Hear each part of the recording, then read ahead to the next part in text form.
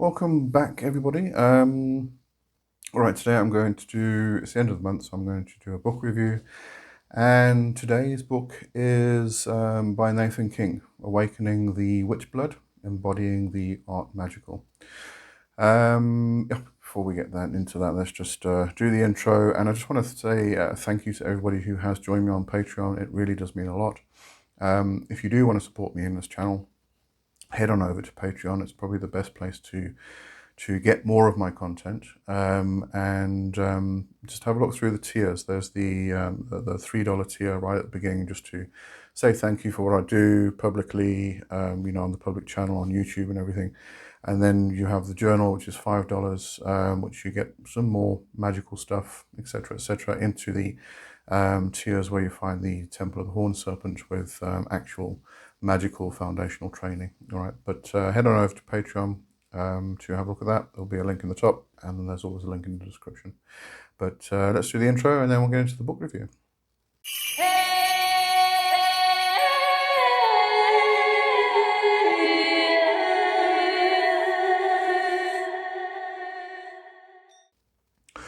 Okay, so is witchblood something you're born with, or is it something you awaken? That's kind of really the question that Nathan King dives into in this book, Awakening the Witchblood. The book goes into the concept of ancestral magic, spiritual lineage, and the idea that some people carry an innate connection to the currents of witchcraft. If you've ever sort of felt drawn to the occult in a way that seems almost instinctual, this is probably the book that might just confirm what you've been or what you've always been suspecting. Now, although I did really enjoy this book, I actually did. I also have a lot of concerns, which we will get into in due course. But it does make this review rather difficult, as I am torn in two directions, to tell you the truth. But anyway, let's first have a look at the book, and we'll have a look at the actual reviews and stuff first. So heading on over to Amazon, this is the actual Amazon page. So you obviously read about what the blurb for the book, at least, on Amazon. Let me just go down to the reviews. That's Nathan himself. I actually follow him on TikTok as well, and I do enjoy him. He's a great person. Makes some interesting comments and fun stuff. All right, so there aren't a lot of reviews. There's only 10 global ratings, and if we go, let me just go over to here. If we have a look here, there aren't any actual written reviews in the 4-star. It's just a 4-star rating. So we have to stick with the 5-star reviews, and I mean they're 5-star reviews, so they're going to be praising the book and praising Nathan. That's a little obvious. So as far as the reviews go, there's nothing negative. But this is a new book, so just bear that in mind also. All right, I just want to hop on over to the book itself so we can go through the actual contents. Now, Nathan, the author does present Awakening the Witchblood as both a theoretical and practical guide to understanding the witchblood concept. According to King, witchblood isn't just about practicing witchcraft. It's a deeper, almost genetic or spiritual inheritance that connects certain individuals to the magical current. Now, the book, although you see the chapters here as just chapter after chapter, I was watching a review where somebody was actually showing the printed book, and it does split it into part 1 and part 2. So the book is structured in a way that does balance history, personal gnosis, and practical exercises. Part 1 is really focused on history, and then part 2 is your personal gnosis and some practical exercises, charms, rituals, etc. But King explores the origins of the witch blood idea itself, drawing from folklore, historical witch trials, and esoteric traditions. He also presents ways to determine if you have the witch blood and how to awaken and cultivate it through ritual work, meditation, and altered states of consciousness. So, as I said, I only have the digital version. This is on Everend. And unfortunately, as I said, it's doesn't really show the chapter structure as well as it does in the print version, but it does go through explaining what the Witchblood is. Skull and Blood, the ancestors, actually goes into discussing the ancestors, the first visitors, which is very much about the Grigori from the Book of Enoch and the Nephilim and things like that.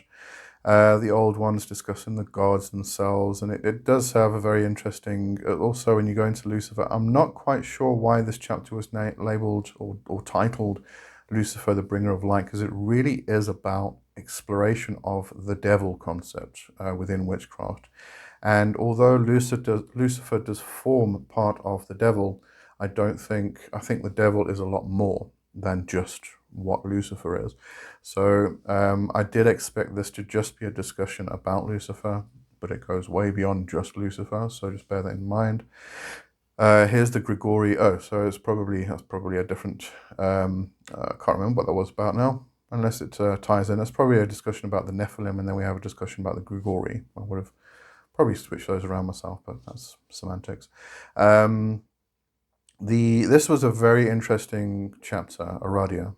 So if you don't know what Aradia is, Aradia, Gospel of Witches, is a book that was written in the late 1800s. I'm just going to actually click on over to that chapter just to scan through and see if I can get the dates and everything right. Oh yes, Aradia, the Gospel of Witches by Charles Godfrey Leland, was published in 1899. That book, Aradia, the exploration of the book itself, the understanding of the law and of Diana and Lucifer and Aradia and all of these things, and tying over to various other aspects of mythology and such. The exploration, it's a fantastic chapter. I really did find it good myself. Anyway, we then get into some of the practical stuff. So you start looking at rituals and spells, preparations, instruments of the art. I must say the instruments of the art is very, very basic. There isn't a lot of information, and I'm going to come to this just now, and this is part of my concerns, how some particular things have been mixed up. But anyway, I'm going to get to that just now, so let me just get through this first. It does explore some trance work, and it goes into Sitha. Practice from the Nordic traditions, and raising power. This is about creating a cone of power, actually raising power for your spell work. Techniques are discussed in there. All right, so then carrying on, we have charms. So this discusses the actual witch's charms, and the chants the charms that we actually say during spell work and things like that. Very good chapter that I did enjoy that. Dedication of the Witchblood. So this is very much a dedication rite, which is quite a good rite. I did like the structure of it. It's very good. And then discusses the Blood Mother, the Blood Keeper, the what you may call the Witch Father and the Witch Mother, and the discussion there. And then healing the blood. This is about ancestral curses and how to actually heal them.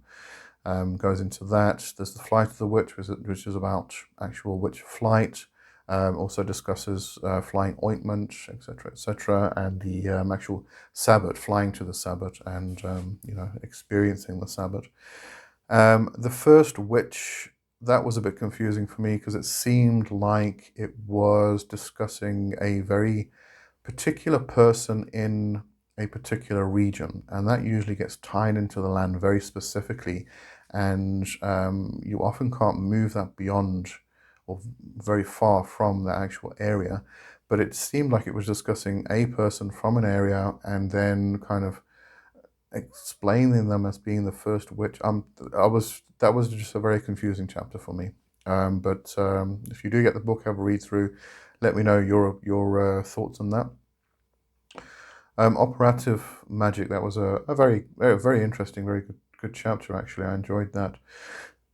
It does go into puppet magic. It explores the witch's bottle and the witch balls. And then it goes into some baneful workings, some curse work and some hexing and things like that. And discusses that from an interesting perspective. Now, just to discuss some of the strengths. So, reading through the bibliography itself, it definitely appears that the author is extremely well read. And the books that are suggested in the bibliography and at the end of every chapter, they're absolutely incredible books. So if anything, you can just go through the bibliography itself just to get a good reading list. However, as I will discuss in a moment, I fear that some of that information has been misinterpreted. But as I said, I'll get to that just now. I just want to discuss the strength for a bit. The book does introduce people to some aspects of witchcraft that are not often represented in other books. The chapter regarding Aradia, for instance, is incredibly interesting, and it's a very in-depth study. He also goes into the topic of the Gregorian, the Nephilim, as I mentioned. But although there are many things that he discusses that I would disagree with personally, this is part of the law that is often open to interpretation. So unless someone was actually there to actually record what Azazel and his crew did, we'll never really know. So that's why things tend to stay open to interpretation in a lot of these regards. And it also boils down to, or is based on, a lot of symbolism, really, at the end of the day. And there are a lot of aspects within the book that I feel are similar in this manner, in that they are presented exceptionally well, but my own perception and interpretation of things does tend to be somewhat different, and that's okay to an extent, but I'm getting to that. Then another strength, the chapters that do present working charms, spells, and rituals are really, really well put together and presented. The structure of the rituals kind of enliven the senses. They sort of make you want to get into the woods and dig your hands in the dirt. So I really do appreciate that. I thought that was great. He definitely has a way with words. He is definitely a wordsmith. But concerns. All right, so so the part I am dreading, actually. As I said, I didn't enjoy the book. I like the person himself, but there were definitely some concerns that I have to go through. I think the two major difficulties I have with this book is that, first of all, it does feel a bit like the author is suggesting that witches are born. I don't think he is necessarily saying that, but it is the impression that you kind of get from time to time. The idea that a witch is drawn to witchcraft because they have witch blood within them. It does tend to suggest that there are those that cannot be witches. This does kind of feel a bit elitist, and it kind of reminded me of the time, or about 20 years ago, 20, 30 years ago, when there was this heavy emphasis on people claiming that you could only be a witch if you were born into a family or into a lineage. And there's the idea that if you were not born into a family, there's no way you could be a witch. That, again, became very elitist, and it kind of separated people from exploring witchcraft itself. And I think if somebody does read the book who is a beginner, definitely wouldn't recommend this for beginners, getting to that just now. But if somebody did and they got the idea that if they cannot awaken the witch blood within them, therefore they are not a witch, and therefore they might as well just give up now. That's kind of what happens. And you also have to remember that, especially somebody who's new to these spiritual paths, may not have the same experiences that the author did and other people are going to have, especially at the beginning. I mean, it could take years before you make that kind of connection. But if you're reading through the book and you're doing these rituals and nothing's happening, you're not feeling anything, you're not feeling any energy flow, because you haven't done any foundational work yet, you're going to put the book down and think, oh, well, I can't be a witch. Let's just go back to church. And that's what bothers me. It's one of the things that bothers me. But anyway, another major concern is really failure to interpret and understand particular concepts. Now, although no two witches will practice the same and will not believe exactly the same or have the same worldview, uh, which means that certain things can change depending on personal understanding and perception, there are still some elements that are part of traditional law. I'll point out a couple, but it should be remembered that you, as the reader, need to do your own research and decide for yourself. After all, maybe I'm the one that's actually wrong, but a witch will always do their research. You have to remember that. You may be asking how you know that something might be wrong if it is the first time you are hearing it. You don't.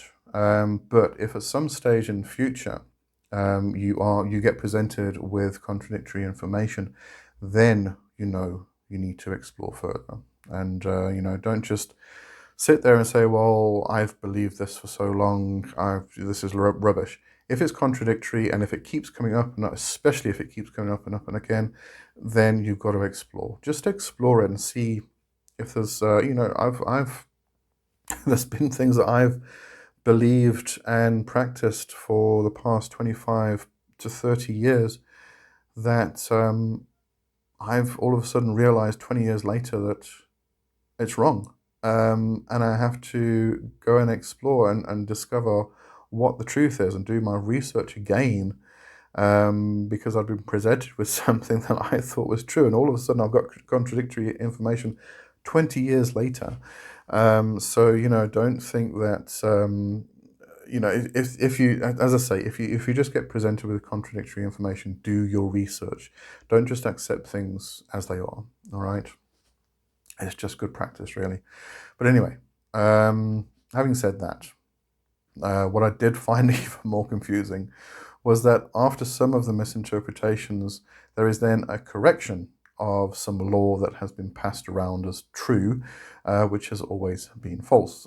So you kind of like get this correction of one old mistake, but adding a new one, and that just confused my brain so much. So let's have a look at some of these actual misinterpretations that I consider misinterpretations. As I said, you've got to make your own mind up on this. The one is this here. So it says truth is very much related to the witch's conceptualization of fate, or rather the fates, or the weird. Fate is not just an embodiment of ultimate truth, but is specifically viewed classically as a triple-formed or triple-faced aspect of the one and the many great goddess. Now, if I am misinterpreting this, please let me know. But it seems like he is equating the fates with the triple-formed or triple-faced aspect of the goddess. The fates are not always viewed as being three in all mythology, and it is not the triple-formed or triple-faced. They are three separate entities, three separate. I'm not really sure I should call them goddesses. They are different in my understanding and interpretation. They are not goddesses, but they are entities, beings, and they are separate from each other. They are not triple-formed and they're not triple-faced. Now, the one thing, let me just find it quickly. Oh, yes, it's in the footnotes. Can't get rid of that now. So, as I said, it's kind of like that. I do feel that was a misinterpretation. As I said, maybe I'm misunderstanding what the author was actually writing. But then goes on to, because this forms part of the footnote that extends from that part that I was actually reading. Not to be confused with the common philosophy of the triple goddess as a maiden, mother, and crone. This idea is a modern interpretation of the folklorist Robert Graves and his work of the White Goddess, which has been a misinterpretation for quite a while now. People have considered this idea of the triple goddess as being as the maiden, mother, and crone, and also equating this to figures like Hecate as being this ancient thing, and it's not. It's a very, very modern aspect. Maiden, mother, and crone was invented by Robert Graves. Gardner did kind of allude to that in his own writings, but it wasn't specifically this maiden, mother, crone aspect. All right, let's go and have a look at something else quickly. Oh, before I actually do that, I actually wanted to point this out just in case Nathan is watching. I didn't know whether to chuckle or not with this. Let me just take this off. So this is part of Charge of the Salt, all right, when you are doing the rite of hallowing. So when you are cleansing, let's say cleansing the salt in order to continue with the ritual. The chant is, I conjure you, O salts made pure as ye are, by trees and shores of the standing stones, by the strength of gods and mortal bones, I exercise all within ye, the minerals of magic and the salt of the earth, so mote it be. Now, somebody who's done this type of work will recognize the mistake immediately. And I point this out because there are very, very, very few typo errors in this book. But exercise is definitely one of them. And I'm sorry, I had to chuckle because I kind of imagined putting the salt to work to get fit and healthy by making it exercise. This should be exorcise, as in exorcise, get rid of the negativity, release or banish all of the negative stuff out of it. So that shouldn't be exercise, it should be exorcise. But again, I mean, something as ridiculously simple as this, if a beginner did pick this up, they're going to start exercising their salt and instead of exorcising it. And, this is going to lead to some confusion down the line because they're going to read other books which are going to contradict this idea. And they're going to think that there's a spelling error in those books instead of this. Things just snowball. And yeah, it may seem like a little small thing, but I mean, if you're really not banishing anything from the salt because you're exercising it instead of exercising. I do apologize. I'm sorry. I will stop laughing at that one. All right. So let's go on. Oh, there was this one actually. Just, for instance, a psychopomp or gatekeeper is an approachable figure to explore your spiritual relationships.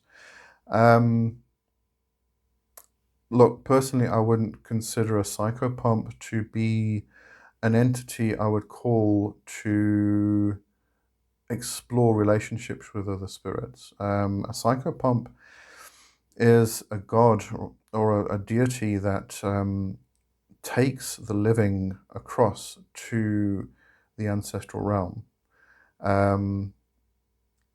And a gatekeeper, yes, they are the key holders, the gatekeepers. Those are the ones you call in order to interact with other spirits. But a psychopomp, I would consider that a misinterpretation. In fact, I'm just going to quickly go and grab an interpretation. Psychopomps are creatures, spirits, angels, demons, or deities in many religions whose responsibility is to escort newly deceased souls from Earth. Let me just open the page. Sorry. I was hoping that would give me the whole thing. From Earth to the afterlife. The role is not to judge the deceased, but simply to guide them, appearing frequently on funerary art. Psychopomps have been depicted at different times and in different cultures. Blah, blah, blah, blah, blah, blah. All right. Okay. So, yeah, I would definitely consider psychopomp to not be the same as a gatekeeper. The other thing was this, the paten or hearthstone. Now, I definitely wouldn't consider these to be the same tool at all. no correlation at all. The pattern is sometimes called the pentacle or the pantacle, and this is usually a disc, and quite often has a pentagram drawn on it. This is one of the four elemental tools, usually considered to be the elemental tools or the four elemental weapons, and it's representation of Earth, whereas you've got depending on what tradition you're actually working with, but it's either the dagger or the wand, or the athame and the wand, can be either air or fire. And then you've got the goblet or the chalice, which is for water. So you've got the four elements, you've got the four tools or magical weapons which represent those four elements. But when it comes to the paten or the pentacle, that's usually considered to be the shield, which guards, which holds, which protects. The hearthstone, on the other hand, it's representative of the hearth. Now, the hearth is the thing that the family would gather around. If you go into the old longhouses and things like that, there was also always the hearth at the center of the house, of the home, and that's where everybody would gather, come together, to be a community. And when we talk about the hearthstone, that is an altar tool or a magical tool, or a thing, a representation of the hearth itself. But it's not part of this elemental aspect. But, maybe that's just my interpretation again. I don't know. As I said, as the reader, this is for you to go and explore further. And this is why witchcraft becomes exciting, and you have to go and do your study and explorations. But anyway, coming back to the book. So, as I said, I wouldn't recommend this for beginners. There's absolutely no mention of foundational practices. There is mention of things like the tools and things like that, which you would consider to be in a foundational book, but it's very, very basic explanations. No real in-depth exploration of definitely not like, I mean, the exploration of Aradia and the exploration of the Grigori and the Book of Enoch and the Nephilim, those are incredibly in-depth. But then when it gets to tools, and I mean, I don't think there's really much of a mention of meditation work. There is mention of breath work, but again, it's very basic, and there's no kind of warnings. Breath work, if you do particular forms of breath work, it can be incredibly dangerous and harmful to the body if you haven't prepared yourself, if you haven't built up to a point where you've actually prepared the body for these things. But there's no mention of the dangers that could possibly come into this. So it just, I don't know. This is why I'm finding it very difficult to review this book, because I really enjoyed it. There's some excellent in-depth explorations of things, although I wouldn't agree with a lot that is interpreted, the way things are interpreted, like the Grigori, etc. I like the interpretation that's been presented. It's different to what mine is, and I like to explore other people's worldviews and other people's interpretations of things. But you've got the particular things which are part of traditional law, that can't be taken out of context and mixed with other things. There's those aspects. There is the very, very basic explanation of particular things, like seething, like trance work, like breath work, all of these things. And I mean, it does go into the cone of power and generating energy and things like that. But again, it's definitely not explained to a beginner. Definitely, it's and even if you are a seasoned witch, you're not going to really find anything new in here. So I would actually say that this is more in line with a person who has gotten their feet wet, who has been through foundational training, and is now looking for a little bit more, on their journey towards whatever they're aiming for. So, and that's why I like the book, because it presents aspects which are not always written about in other books, as I've mentioned. So I'm torn. I really am torn. But what can I say? Right, I think I've said as much as I can, actually. Anyway, so this is going to be completely up to you. I will obviously put the link to the book on Amazon. If you want to go grab the book there, and I get a small commission, which I then go and buy more books to review. So I do appreciate that. So that's my book review for this month, and thanks for watching. Hope you enjoyed it. Hope it wasn't too confusing, and cheerio. Bye for now.